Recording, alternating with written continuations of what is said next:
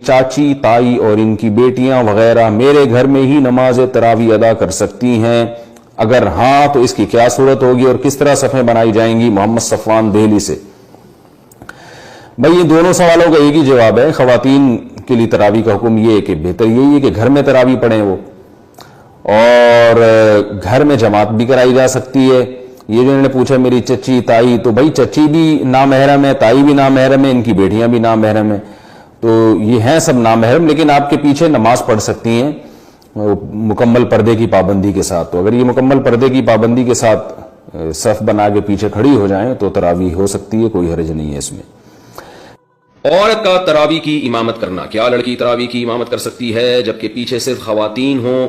نیز اگر پیچھے لڑکا بھی کھڑا ہو جائے تو کیا حکم ہوگا؟ محمد تسلیم اختر انڈیا سے۔ تراویح میں خاتون کو امام بننا خواتین کا یہ مکروہ ہے، ناپسندیدہ ہے۔ پورے دور نبوت میں ایک واقعہ ہمیں اس کا ملتا ہے کہ امی عائشہ نے خواتین کو نماز پڑھائی تھی، بیچ میں کھڑے ہو کر، آگے نہیں کھڑی ہوئی تھی وہ، لیکن پھر بعد میں حضرت عائشہ سے بھی یہ منقول نہیں ہے اور صحابہ میں سے بھی یہ منقول نہیں ہے۔ تو اگر یہ سنت عمل ہوتا یا جائز عمل ہوتا تو صحابہ میں اس کا رواج ہوتا۔ تو اس سے پتہ چلتا ہے کہ اس پر کو صحابہ نے فالو نہیں کیا، اور خود امی عائشہ سے بھی یہ ثابت نہیں ہے کہ وہ بعد میں جو ہے باقاعدہ پراپر اس طرح سے جماعت کی نماز کراتی ہوں۔ تو اس لیے علماء نے لکھا ہے کہ نماز تو ہو جائے گی، کیونکہ امی عائشہ نے ایک دفعہ پڑھائی ہے نماز، تو نماز تو ہو جائے گی، مگر یہ طریقہ مکروہ ہے، ناپسندیدہ ہے۔ تو اس لیے خواتین کو چاہیے کہ وہ امامت نہ کیا کریں، کیونکہ یہ اسلاف میں ہمیں یہ معمول نہیں ملتا اس کا، بلکہ مرد ہی امامت کرے اور خاتون پیچھے کھڑی ہوں۔ بعض خواتین کہتی ہیں ہم نے رمضان میں قرآن دہرانا ہے، تو وہ نماز کے بغیر بھی دہرایا جا سکتا ہے، سن کے بھی دہرایا جا سکتا ہے۔ باقی یہ کہ اگر خاتون کے پیچھے کوئی مرد کھڑا ہو جائے تو اس کی نماز تو بہرحال نہیں ہوگی کسی قیمت پہ بھی۔ تھکاوٹ کی وجہ سے 8 رکعت تراویح پڑھنا۔ کبھی کبھار ایسا ہوتا ہے کہ تھکاوٹ کی وجہ سے 20 رکعت تراویح پڑھنا بہت مشکل ہو جاتا ہے، کیا ایسی صورت میں ہم 8 رکعت تراویح پڑھ سکتے ہیں؟ عائشہ فاروق انڈیا سے۔ 20 رکعت تراویح سنت مؤکدہ ہے، اور سنت مؤکدہ کا حکم یہ ہوتا ہے کہ بلا وجہ اس کو چھوڑنا یہ قابل ملامت ہے ایسا شخص۔ اگر بہت زیادہ تھکاوٹ ہے، بہت کوئی مسئلہ ہے یا طبیعت خراب ہے تو پھر تراویح چھوڑی بھی جا سکتی ہے۔ بہتر یہ بالکل نہ چھوڑیں، کچھ نہ کچھ تو پڑھ لیں۔ تو اس میں 4 پڑھیں، 8 پڑھیں، 12 پڑھیں، 16 پڑھیں۔ 8 کے عدد کی کوئی خاصیت نہیں ہے۔ یہ جو بخاری کی حدیث ہے کہ نبی رمضان غیر رمضان میں 8 سے زیادہ نہیں پڑھتے تھے، اس کا تراویح سے کوئی تعلق نہیں ہے جمہور علماء کے نزدیک، بلکہ چاروں فقہا، چاروں اماموں کے نزدیک جو ان کے جو فتویٰ ہے نا، اس سے پتہ چلتا ہے کہ اس کا تراویح سے کوئی تعلق نہیں ہے اس حدیث کا۔ اور یہ حدیث بخاری ہی کی دوسری حدیث کے خلاف بھی ہے۔ دوسری حدیث میں بخاری میں آتا ہے کان یزید فی رمضان ما لا یزید فی غیرہ، نبی رمضان میں عام دنوں سے زیادہ عبادت کرتے تھے۔ تو اس سے پتہ چلتا ہے کہ رمضان میں آپ کی جو نماز ہے وہ 8 رکعتوں سے زیادہ ہوتی تھی۔ تو بخاری کی ایک حدیث کو لیتے ہیں، دوسری صحیح حدیث کا انکار کر دیتے ہیں، یہ کیسی بات ہوئی؟ تو اس لیے 8 کے عدد کی کوئی خاصیت نہیں ہے تراویح میں۔ ہاں سنت موقدہ ہے تو اس میں مشکل ہو رہی ہے، کوئی واقعی تھکاوٹ ہے تو جتنی چاہیں پڑھ لیں، اللہ جتنی توفیق دے۔ 8 پڑھ لیں، 4 پڑھ لیں، 6 پڑھ لیں، 12 پڑھ لیں، جتنی زیادہ پڑھیں گے اتنا زیادہ ثواب ملے گا، لیکن نارملی 20 رکعت کا معمول بنانا چاہیے۔ اچھا، یہ 8 رکعت میں یہ بھی ہے کہ اگر تراویح آپ کے لیے کھڑے ہو کر پڑھنا مشکل ہو رہا ہے تو بیٹھ کے بھی پڑھی جا سکتی ہے۔ تھکاوٹ زیادہ ہے تو بیٹھ کے پڑھ لیں، آپ تو 20 پوری کر لیں لیکن بیٹھ کے کر لیں تو یہ بھی بہتر ہے۔ ثنا شیخ انڈیا سے، کیا خواتین کے لیے بھی تراویح پڑھنا واجب ہے؟ نہ پڑھنے پر گناہ ہوگا؟ گھر میں کیسے پڑھے؟ طریقہ بھی بتائیں۔ یہ پچھلے ایپیسوڈ میں بھی سوال پوچھا تھا کسی نے۔ دیکھیں، واجب تو تراویح نہ مردوں کے لیے ہے نہ خواتین کے لیے۔ نبی صلی اللہ علیہ وسلم نے 3 دن تراویح پڑھ کے چھوڑی اس لیے تھی کہ امت پر واجب نہ ہو جائے، لیکن جتنی تاکید ہے تراویح کی، خلفائے راشدین نے جو اہتمام کیا، اس سے پتہ چلتا ہے کہ تراویح عام سنت نہیں ہے بلکہ سنت مؤکدہ ہے۔ سنت مؤکدہ کا مطلب یہ ہوتا ہے کہ عام سنتوں کی طرح اس کو ہلکا نہ لیا جائے، اس کا معمول نہ بنایا جائے چھوڑنے کا۔ کبھی طبیعت خراب ہے یا تھکاوٹ ہے یا کبھی ویسے ہی لاغا کر دے تو ٹھیک ہے، اس میں کوئی حرج نہیں، لیکن پابندی کرنی چاہیے۔ عام سنتوں جیسا معاملہ نہیں ہے، سنت موقدہ جیسے فجر کی 2 سنتیں سنت موقدہ ہے نا، تو ظہر سے پہلے کی 4 سنتیں سنت موقدہ ہیں، ظہر کے بعد کی 2 سنتیں سنت موقدہ ہیں۔ تو یہ جو سنت موقدہ ہوتی ہے یہ تاکید والی ہوتی ہے، اس کو عام سنتوں کی طرح ہلکا نہیں لیا جا سکتا۔ جماعت سے پڑھنا بہرحال سنت موقدہ نہیں ہے، جماعت سے پڑھنا افضل ہے، تو انفرادی بھی پڑھی جا سکتی ہے، اور خواتین کے لیے تو گھر میں پڑھنا وہ مسجد میں پڑھنے سے بہرحال زیادہ بہتر ہے۔ طریقہ یہی ہے کہ اگر آپ کو قرآن یاد ہے، حفظ ہے، تو آپ 20 رکعتیں پڑھ لیں قرآن کی تلاوت کے ساتھ، اور اگر آپ حافظہ نہیں ہے تو جو صورتیں آپ کو یاد ہے وہ پڑھ لیں، کچھ بھی نہیں تو علم ترا سے پڑھ لیں۔ لیکن آج کل خواتین تراویح میں بہت سستی کر رہی ہیں، اور رمضان کی زینت ہے، दिन की जीनत रोजा है और रात की जीनत तरावी है। पाकिस्तान से किसी ने पूछा है क्या खवातीन पर तरावी पढ़ना लाजिम है? तरावी सुन्नत मुअक्कदा है। सुन्नत मुअक्कदा कहते हैं जो फर्ज की तरह और वाजिब की तरह तो नहीं होती, लेकिन वो आम सुन्नतों की तरह भी नहीं होती कि उसको छोड़ने वाले को मालामत ही न की जाए, तो इसको सुन्नत मुअक्कदा कहते हैं। आम सुन्नतों से ज्यादा ताकीद है इसकी, क्योंकि नबी सल्लल्लाहु अलैहि वसल्लम ने जहां भी सियाम रमजान का जिक्र किया, क़याम रमजान का भी साथ में जिक्र किया। दिन का रोजा रात का क़याम, दिन का रोजा रात का क़याम। तो ये क़याम कैसे होगा? नबी सल्लल्लाहु अलैहि वसल्लम ने 3 दिन ये क़याम करके बताया कि ऐसे होगा। इसमें कितनी रकतें पड़ी ये मालूम नहीं। फिर हज़रत उमर रज़ी अल्लाह तआला अन्हु के अमल से हमें पता चला कि भाई वो इस तरह से 20 रकतें होंगी, क्योंकि फिर पूरी दुनिया में हजरत उमर ने इसी को राइज किया और चारों इमामों का इस पर इत्तिफाक हुआ कि 20 रकत से कम तरावी नहीं है। तो इससे पता चला कि ये जो क़याम रमजान है ना, यही तरावी है और कम से कम ये 20 रकतें। तो इसलिए, और ये सुन्नत मुअक्कदा है क्योंकि इनकी बहुत ज्यादा ताकीद है। तो सुन्नत मुअक्कदा का हुक्म ये है कि मर्द हो या औरत दोनों के लिए एक ही हुक्म है, अलग अलग नहीं है। हाँ, मर्द बेहतर है कि जमात से पढ़े, जमात से सुन्नत मुअक्कदा नहीं है, खूब समझ लें। इंफरादी तौर पर भी पढ़ सकते हैं मर्द हो या औरत हो, लेकिन जमात से पढ़ना अफजल है, क्योंकि हजरत उमर ने जमात कायम की थी और इसलिए ताकि कुरान खत्म हो लोगों का। जिनको कुरान पढ़ना आता है वो जमात कराएं, जिनको नहीं आता वो कारी के पीछे सुने। तो खवातीन पे तो मस्जिद की जमात फर्ज नमाज भी लाजिम नहीं है, तो तरावी कहां से लाजिम होगी? तो इसलिए खवातीन बेहतर है घर में तरावी पढ़े। मस्जिद जाना चाहें तो हमारी राय तो यही है कि इस जमाने में उनको मस्जिद जाने की भी इजाजत है, हदीस में इसकी सबूत मिलता है। और तरावी में तो हमें मिलता है कि असलाफ अपने औरतों को भी तरावी की नमाज में लाया करते थे। तो लेकिन बहरहाल सुन्नत मुअक्कदा ये है कि पढ़ लें आप, जमात से पढ़ना सुन्नत मुअक्कदा नहीं है, घर में पढ़ना ज्यादा अफजल है। तो आप घर में तरावी पढ़े, 20 रकत पढ़े। और सुन्नत मुअक्कदा का हुक्म ये है कि कभी कभार छूट जाए तो इंशाअल्लाह गुनाह नहीं, कोई हरज नहीं हो, उसमें कोई गुनाह नहीं मिलेगा। और अगर किसी उज़र से छोड़ दे तो वैसे ही कोई हरज नहीं है, क्योंकि फर्ज वाजिब बहरहाल नहीं है। तो बहुत ज्यादा थकावट हो तो छोड़ी जा सकती है, और कभी थकावट ना भी हो तो कभी वैसे ही भी छोड़ी जा सकती है। मैंने दुनिया में कोई ऐसी मस्जिद नहीं देखी जिसमें जितनी चाहे तरावियां पढ़ी जा रही हो। बाज लोग फतवा तो देते हैं कि कोई अदद मुतय्यन नहीं है, लेकिन वो फतवा मार्केट में चलता पूरी दुनिया में कहीं भी नहीं है। या तो कहीं पूरी 8 हो रही होती है या कहीं पूरी 20 हो रही होती है। क्योंकि जब आप कहेंगे ना जितनी चाहो पढ़ लो, इमाम ने एक दिन 8 पढ़ा दी, अगले दिन 12 पढ़ा दी, पब्लिक पकड़ के इमाम को घूट देगी क्या भाई तू क्योंकि माइंड लोग लेके आते हैं पहले से कि हमने कितनी पढ़नी है, कितनी होंगी यहाँ पे। तो बाज फतवे सिर्फ कुछ स्कॉलर्स बैठ के चला देते हैं, मार्केट में वो चलने वाले नहीं होते, वो खुद उस पर खुद अमल नहीं कर रहे होते।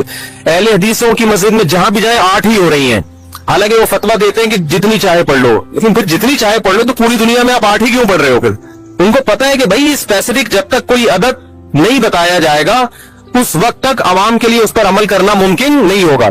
इसी वजह से चारों इमामों का इजमा है जो ताबीइन का ताबीइन के दौर में थे कि कम से कम कितनी रकतें हैं? 20। 3 इमाम कहते हैं 20 रकतें और इमाम मालिक कहते हैं 36 रकतें। तो अब ये अदद मुतय्यन किए बगैर चलना मुमकिन नहीं है। तो चूंकि फुक़हा दीन को ज्यादा समझते हैं ना, उन्होंने अदद मुतय्यन किया। और वैसे भी तरावी खिलाफ क़यास है। नफिल नमाज में इतनी सारी पब्लिक को जमात के जरिए इकट्ठा करना ये आम हालात में जायज नहीं है, बिदअत अमल है, क्योंकि इसके जायज होने की हमारे पास कोई दलील नहीं है। यही वजह है कि रमजान ईद का चांद नजर आते ही तरावी गायब हो जाती है। अगर ये आम नवाफिल की तरह जमात के साथ जायज होती तो इमाम साहब कहते यार हमने पूरे रमजान नवाफिल पढ़े जमात से, तो अब हराम थोड़ी हो गए, चलो आज दोबारा पढ़ लेते हैं ना। उनको मना किया जाएगा, क्यों? नबी सल्लल्लाहु अलैहि वसल्लम से साबित नहीं है। तो अदद भी मुतय्यन है और दिन भी मुतय्यन है। जैसे अगर ये तहज्जुद है तो तहज्जुद के तो दिन भी मुतय्यन नहीं, अदद भी मुतय्यन नहीं है, तहज्जुद तो पूरे साल है। तो जैसे रमजान की ये जो तरावी है ना, इसके दिन मुतय्यन है कि सिर्फ रमजान की रातों में ही होगी, और कैफियत भी मुतय्यन है कि जमात से होगी मस्जिदों में। तो इसी तरह ये कहना कि अदद मुतय्यन नहीं है, ये अकल से बालातर है। हजरत उमर ने या तो 20 रकतें शुरू की थी या 8, क्योंकि 2 ही रिवायतें मिलती हैं हजरत उमर से, 8 वाली भी मिलती है 20 वाली भी। हम कहते हैं उस 8 वाली पर पूरी रूह जमीन में कहीं भी अमल नहीं हुआ, और उस 8 की सनद में इस्तिराब होने की वजह से ज़ईफ भी है। बड़े बड़े मुहद्दिसीन ने उसको ज़ईफ करार दिया है। जो स्कॉलर्स यूट्यूब पे आके ये कहते हैं ना कि बिल इत्तिफाक सही है, खुदा की कसम झूठ बोलते हैं। वो इतने झटल्ले से आजकल झूठ बोला जाता है ना सोसाइटी में कि लोग उसको सच समझना शुरू कर देते हैं और फिर चैलेंज करते हैं कोई ये गोल्डन सनद है, कोई 8 रकत वाली हदीस को ज़ईफ नहीं साबित कर सकता। हम जब कहते हैं कि ہم جب حوالے پیش کرتے ہیں, میری آڈیو بیان ہے اس پہ پورے میں نے حوالے پیش کیے ہیں کہ کتنے لوگوں نے اس کو مسترب کہہ کے, مسترب حدیث بھی ضعیف ہوتی ہے, اس کو رد کیا ہے, تو وہ اس کا جواب ہی پی جاتے ہیں. وہ چیلنج ان کے چل رہے ہیں, لوگ ان کے حوالوں سے متاثر ہیں.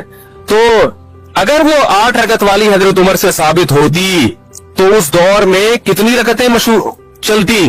8. حرم میں بھی 8 ہوتی, مسجد نبوی میں بھی 8 ہوتی, اور 1400 سال سے حرم اور مسجد نبوی میں 8 ہی چلی آ رہی ہوتی. ابو حنیفہ بھی 8 کے قائل ہوتے, امام شافعی جیسے محدث اور مجتہد بھی 8 کے قائل ہوتے, امام احمد جو امام بخاری کے استاذ ہیں وہ بھی 8 کے قائل ہوتے, امام مالک بھی 8 کے قائل ہوتے, اور عبداللہ بن مسعود بھی 8 پڑھ رہے ہوتے, اور عثمان بن عفان بھی 8 پڑھ رہے ہوتے. ہم کہتے کہیں کوئی ضعیف روایت بھی نہیں ملتی کہ عثمان بن عفان کے دور میں 8 ہوئی, حضرت علی کے دور میں 8 ہوئی. 20 والی تو بہت ساری ملتی ہے ہمیں, تو اس لیے, اور تواتر عملی بھی ملتا ہے.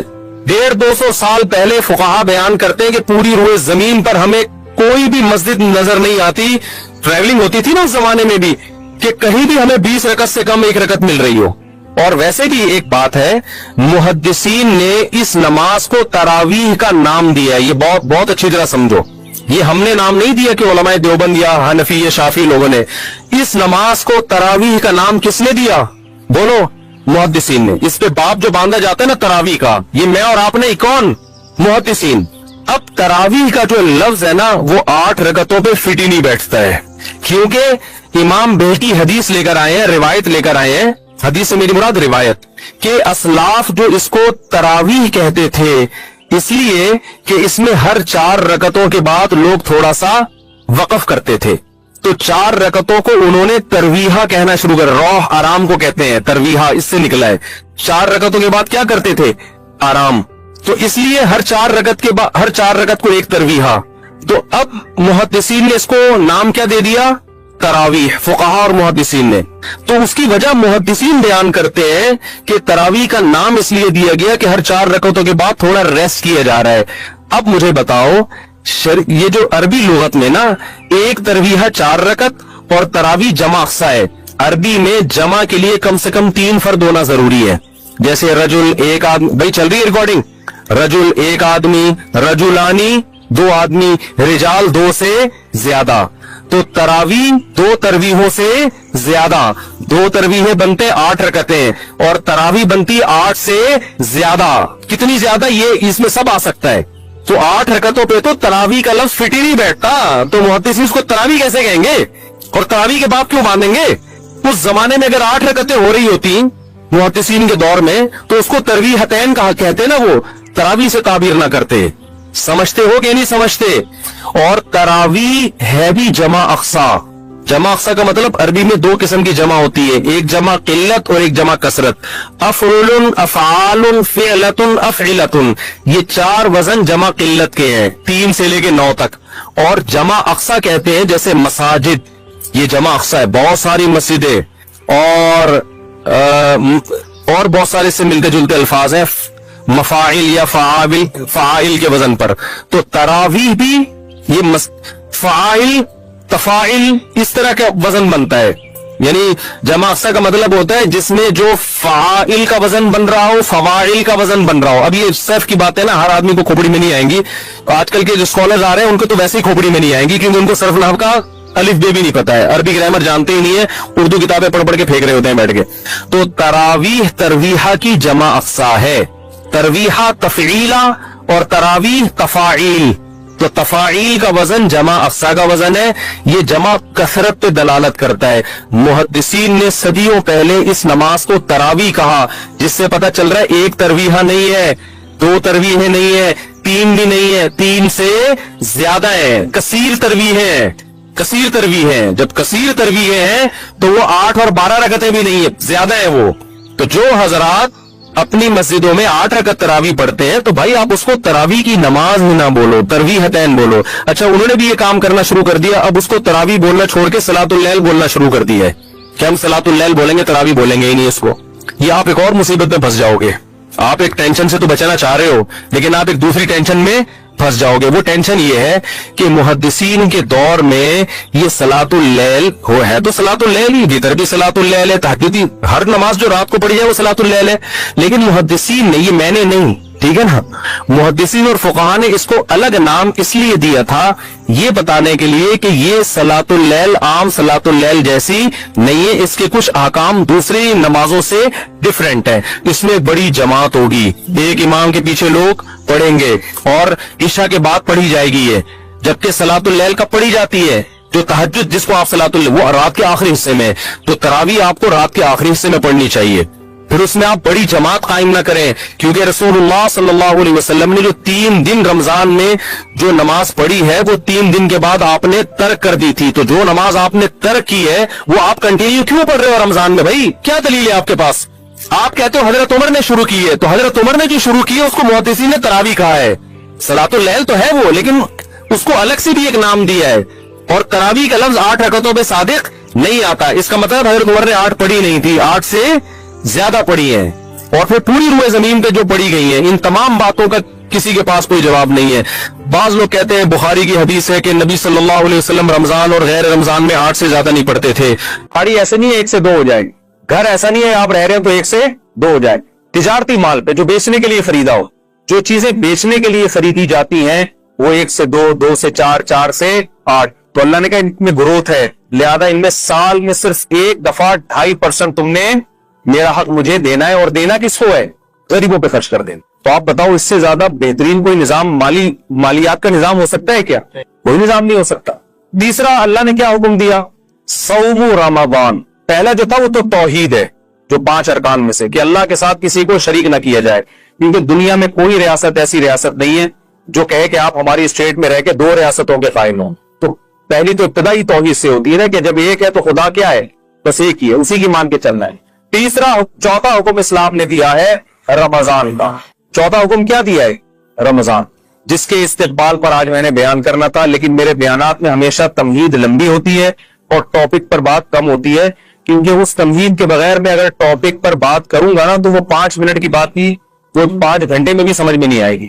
اور جب تمہید لمبی ہو جاتی ہے تو پھر وہ 5 منٹ کی بات بھی انشاءاللہ 5 منٹ میں سمجھ میں آ جاتی. تو انہی میں سے اللہ میاں نے ایک حکم یہ بھی دیا ہے کہ میرے جو مجھے مانتے ہیں اور یہ مانتے ہیں کہ اس کائنات کو میں چلا رہا ہوں, اس کائنات کا بنانے والا میں ہوں, تو یہ خالی دلی کے دعوے میں قبول نہیں کروں گا. کچھ کر کے دکھانا پڑے گا جس سے پتا چلے گا کہ واقعی تم مجھے مانتے ہو. آپ جب کسی سے محبت کا دعویٰ کریں تو فری پھوکٹ کے دعوے آج کل چلتے ہیں. آپ بیگم سے کہیں مجھے تم سے بہت زیادہ محبت ہے, بہت زیادہ بیگم, میں بس مفتی طارق مسعود کی اتنی دفعہ بیان سن چکا ہوں پھر بھی مجھے کبھی دوسری شادی کا خیال نہیں آیا, کیونکہ مجھے تم سے بہت زیادہ محبت ہے. بار بار آپ یہ دعویٰ کرو, وہ کہے چلے جی آپ مجھے آج پیزا کھلا دیں, چلے آج باہر ہوٹل پہ چلتے ہیں, آپ کہے پیسے نہیں ہے, یہ ٹینشن ابھی ٹینگ نہیں ہے میرے پاس. روزانہ یہ دعوے کرتے ہو, لیکن اس دعوے کو ثابت کرنے کے لیے روکڑا آپ کی جیب سے کبھی بھی نہیں نکلتا. تو ایک دن غصے میں آ جائے گی نا کہ کچھ اور بول دیا کرو, یہ محبت کے دعوے یہی ہوگا نا, تو دعوے شاوے نہ کیا کرو. تو غیر مسلم بھی خدا کو مانتے ہیں بہت سارے لوگ, خدا ہے, بنایا ہے, کیا کرے, بنایا ہے تو کہتے ہیں میں کچھ نہیں کروں, کرنا وہی ہے جو آپ کی سمجھ میں آ رہا ہے. تو اللہ کہتے ہیں ایسے ماننے کو میں مانتا نہیں, لہذا اللہ نے 5 ٹائم نماز رکھی ہے, وہ آپ کو پڑھنی پڑے گی. اللہ میاں نے زکات رکھ دی سال میں 1 دفعہ. اللہ میاں نے رمضان کے بولو روزے, کہ یہ ثبوت دینے کے لیے نا کہ ہم خدا کو مانتے ہیں. آپ کو 1 مہینہ صبح صادق سے لے کے غروب آفتاب تک بھوکا پیاسا رہنا پڑے گا.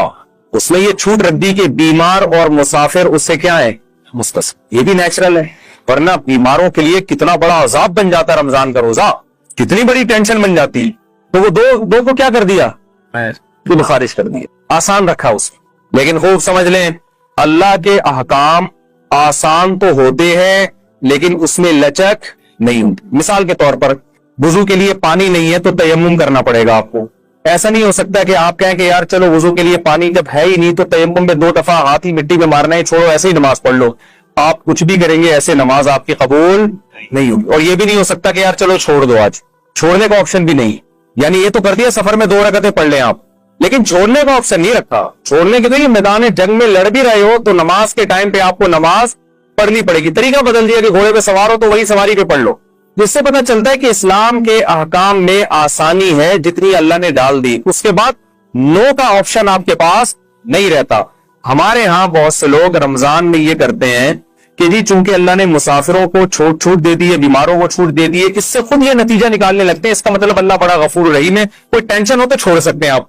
نا نا نا نا نا نا, سفر اور بیماری کے علاوہ اب چھوڑنے کا آپشن آپ کے پاس نہیں. شدید ترین گرمی ہے, نہیں چھوڑ سکتے. آپ مزدور ہیں, آپ نے دوپہر گرمی میں کنواں کھودنا ہے, تو بھی آپ رمضان کا روزہ نہیں چھوڑ سکتے. یہ اس عذر کو عذر مانا نہیں گیا ہے. لوگ اکثر ہم سے پوچھتے, گرمی کے روزوں میں خاص طور پہ زیادہ پوچھا کرتے تھے کہ ایک مزدور دوپہر کو کدال چلاتا ہے, کنواں کھودتا ہے, وہ تو ناممکن ہے کہ رکھے وہ روزہ, وہ تو مر جائے گا پیاس سے. میں اس سے کہتا تھا بھائی یہ چونکہ میرا مذہب میں بنایا ہوا دین تو ہے نہیں, ہوتا تو اسمبلیوں میں تو قانون ہو جاتا ہے نا کہ یار یہ تھوڑی پبلک کو ٹینشن ہو رہی ہے. دیکھو رسول اللہ صلی اللہ علیہ وسلم کے دور میں خاتون آئی, انہوں نے کیا کہ یا رسول اللہ میرے شوہر نے مجھے ایک ایسے الفاظ بولے ہیں جس سے زمانے جاہلیت میں یہ سمجھا جاتا تھا کہ طلاق ہو گئی ہے, حالانکہ وہ ایسا نہیں تھا, زہار جسے کہتے ہیں. تو نبی صلی اللہ علیہ وسلم نے فرمایا میں تمہارے لیے کوئی رخصت نہیں پاتا, طلاق ہو گئی ہے, بیوی حرام ہو گئی ہے نا. تو وہ عورت اللہ سے دعائیں مانگتی رہی, آسمان سے وہی نازل ہوئی کہ ان الفاظ سے طلاق نہیں ہوتی بلکہ کفارہ دے دیں گے تو نکاح ان کا باقی ہے. اس سے ہمیں کیا پتا چلتا ہے کہ رسول اللہ صلی اللہ علیہ وسلم نے اس خاتون کو یہ نہیں کہا میں مشورہ کر کے قانون چینج کر دیتا ہوں, تمہاری ٹینشن مجھ سے دیکھی نہیں جا رہی, تو میں صحابہ کو بلاتا ہوں, ایسا کرتے ہیں ہم کچھ اس پہ غور و فکر کر کے سوسائٹی کے حساب سے اس کو ذرا طلاق کے احکام میں کچھ چینجنگ لے آتے ہیں. نا اللہ میاں نہیں چینج کر دیا تو ہو گیا, خود سے نہیں ہوتا. تو خوب سمجھ لیں مفتی کا کام لوگوں کو اللہ کا قانون بتانا ہے, سوسائٹی کے حساب سے چینج کر کے اس کو ایسا بنا دینا کہ اس میں سوسائٹی اس کو قبول کر لے. یہ مولانا صاحب کے بولے نا, یہ نہیں بس نہیں. لوگ ہم سے پوچھتے ہیں نا 3 طلاقیں دے کے بہت پوچھ رہے تھے, کوئی گنجائش نہیں تھے بھائی ہمیں تو, وہ رو رہے ہوتے ہیں, بلک رہے ہوتے ہیں بھائی ہمارا تو ہم تو پیغام پہنچا دیں گے, اللہ میاں نے جب آپشن رکھا ہی نہیں ہے تو ہم کیا کریں. آپ ابھی اللہ میاں سے جا کے لڑ لینا قیامت کے دن. تو یہاں بھی یہی مسئلہ ہے کہ اسلام نے نا روزہ چھوڑنے کا آپشن بیمار اور مریض کے علاوہ کسی کے لیے نہیں رکھا. اب لوگ کہہ رہے ہوتے مزدور بیچارہ کیا کرے, تو ہم اس سے کہتے ہیں کہ دیکھو ہمیں اسلامی قانون میں یہ ملتا ہے کہ مزدور اگر صحت مند ہے, سفر میں نہیں ہے, تو ملازمت تو سب کی الگ الگ ٹائپ کی ہوتی ہے نا. کوئی ایئر کنڈیشن میں بیٹھ کے جاب کرے گا, کوئی جناب گڑا کھودے گا. تو اب ایسا کوئی اسلام نے معیار نہیں رکھا کہ جس کو 1 گھنٹہ مزدوری کرنی ہے تو وہ روزہ چھوڑ سکتا ہے, جس کو 2 گھنٹے کرنی ہے یا آدھے گھنٹے کرنی ہے وہ نہیں. ایسا ہی کچھ نہیں ہے, سب کے لیے برابر ہے. ہاں یہ ضرور ہے کہ روزہ وہ رکھے, اور اگر حالت غیر ہو جائے روزہ رکھ کے, ناقابل برداشت حالت ہو جائے تو پھر توڑنے کی اجازت ہے, بیمار ہونے کا خطرہ ہو. کیونکہ جیسے بیمار کو روزہ چھوڑنے کی اجازت ہے, ایسے ہی بیماری کے خوف میں آپ کو روزہ توڑنے کی بھی بولے نا بھائی اجازت ہے. جیسے شوگر کے پیشنٹ نے روزہ رکھ لیا, بعد میں دیکھا شوگر بہت ڈاؤن ہو رہی ہے, حالت خراب ہو رہی ہے, تو روزہ وہ توڑ سکتا ہے. تو اب یہ شوگر کے ساتھ خاص نہیں ہے. مزدور کو اگر یہ خطرہ ہو گیا کہ مجھے پیاس اور اتنی زیادہ لگ رہی ہے کہ میں نے اگر روزہ نہیں توڑا تو میں بے ہوش ہو جاؤں گا یا خدا نہ خواستہ مر جاؤں گا یا میرے شوگر لیول ڈاؤن ہوگا جس سے کوئی بھی بیماری ہونے کا خطرہ ہے, تو جب اس کا یہ خیال اور غالب گمان ہو کہ ایسا ہو جائے گا تو ایسی کنڈیشن میں اسلام اس کو روزہ توڑنے کی اجازت دیتا ہے. تو علماء کہتے ہیں جو کوئلے کی کان میں کام کرتے ہیں نا, روزانہ روزہ رکھیں گے اور روزانہ حالت غیر ہونے پر یہ اچھا کتا, یہ برا کتا, کتا ہی ہے, اچھے برے نہیں ہوتے اس میں. انسان کو جو انسانوں پر فضیلت ہے وہ اچھے بھی ہوتے ہیں اور انسان برے بھی ہوتے ہیں. بیان تو میں کئی بار کر چکا ہوں کہ انسانوں کی فضیلت کس بیس پر ہے بھائی, اچھائی اور برائی کی بیس پہ ہے. صحت کی بیس پہ انسانوں کو فضیلت نہیں ہے, اس کو جزوی فضیلت کہتے ہیں. جزوی موضوع سے میں ہٹ نہ جاؤں, وہ میں نے مثال دینی ہے کہ انسان پروٹین کا پابند ہوتا ہے, جانور نہیں ہوتے, یعنی قانون کا. یہ میں مثال سے ہٹ نہ جاؤں, یہ مجھے یاد دلانا ہے کیونکہ میں دائیں بائیں بہت چلا جاتا ہوں پھر. تو انسان جو ہے, انسان وہ اچھے بھی ہوتے ہیں برے بھی ہوتے ہیں, اور جانور کیا ہوتے ہیں, سارے ایک ہی جیسے ہوتے ہیں. اب انسان کی اچھائی اور برائی اس میں دیکھا جاتا ہے, کچھ لوگ صحت مند ہوتے ہیں, کچھ کمزور ہوتے ہیں. ہم صحت مند کو کہتے ہیں اچھا ہے یہ, کمزور کو کہتے ہیں اچھا نہیں ہے. تو اس کو کہتے ہیں فضیلت جزوی. دیکھو کسی بھی جنس کو, کسی بھی نوعیت کو جو فضیلت حاصل ہوتی ہے نا, وہ فضیلت 2 طرح کی ہوتی ہے. اس مضمون کو خوب اچھی طرح سمجھے. ایک فضیلت کی بنیاد یہ ہوتی ہے کہ جو اصل ہے اس میں مثالوں سے بات سمجھاتا ہوں. جو میرے پرانے بیان سن رہے ہیں ان کو تو یہ بات بہت واضح ہوگی کہ آپ نے مزدور کو بلایا کنواں کھدوانے کے لیے. 4 مزدور آئے آپ کے پاس, کیا کھودنے کے لیے, کنواں. اب 4 میں سے ایک کو ٹھیکہ دینا ہے آپ نے. اصل کام ان کا کیا ہے, کنواں کھودنا. ایک کو آپ نے کام دیا کہ یار تو मैं देखता हूं तो आधे घंटे में कितना खोदता है कुआं। अच्छा, उनको बाकायदा मुलाजमत पे रखना है आपने कि जहां भी कुआं खुदवाना होगा इससे खुदवाऊंगा मैं, काम उसके जिम्मे ये है। अब आपने टेस्टिंग के लिए तनख्वाह भारी भरकम रखी है, आपने ठीक ठाक तनख्वाह है, तो उसमें आप बगैर इम्तिहान के सिलेक्शन कर लोगे? है भाई?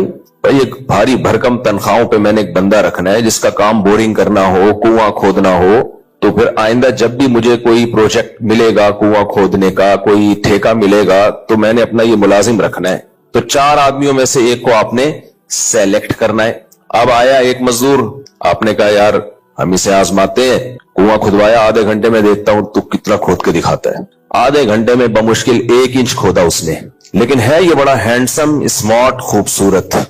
ये मजदूर क्या है? बड़ा अट्रैक्टिव, बड़ा हैंडसम। साइड पे कर लिया आपने इसको। दूसरे के जिम्मे लगाया खोद भाई, उसने भी 1 इंच आधे घंटे में कुआं खोदा। ये दूसरा क्या है? सादात में से है। ये दूसरा क्या है? सादात में से। नसब पे बड़ी फजीलत है इसको, कुरैशी, हाशमी, सैयद। नसब में क्या है? जबरदस्त। तीसरा, उसने भी आधे घंटे में 1 इंच 1.5 इंच खोदा, उससे भी नहीं खुद पा रहा इतनी तेजी के साथ कुआं भाई। लेकिन उसमें वो क्या है जी, बहुत बड़ा कोई यूं समझे कि मशहूर आदमी है, इज्जत है सोसाइटी में, उसकी शोहरत बहुत है, पैसा बहुत है उसके पास, अरबपति है। वो कह रहा है मैं कम तनख्वाह पे भी गुजारा कर लूंगा। चौथा आपके पास आया, अच्छा बल्कि हम यूं कह लेते हैं कि उसमें कोई और ऐसी नसब के अलावा कोई भी लगा लो ना उसमें। मिसाल देने पर तो गवर्नमेंट की तरफ से कोई पाबंदी नहीं, बहुत ही कोई खानदानी आदमी है कि किसी बड़े बाप का बेटा है। चौथा जो मजदूर है, ना कमबख्त की शक्ल अच्छी, आड़ा तिरछा, नाक बह रही है बार बार, जैसे बचपन में भी अब तो बच्चों की नाकें बहना ही खत्म हो गई हैं। बच्चे मार्केट में जो आ रहे हैं ये मम्मी डैडी आ रहे हैं। पहले हमें याद है छोटे छोटे बच्चे खेला करते थे, नाकें बहरी होती थी, इसी तरह जिंदगी गुजारते थे। वो इम्यून सिस्टम इतना मजबूत हो जाता था ना उनका, बुखार में 3-3 4-4 दिन चलते थे वो। अब तो बच्चों को बुखार होता है तो एकदम ठीक हो जाता है भाई। खैर ये अलग टॉपिक है। कीचड़ में खेलते थे, उठा उठा के चपेड़े।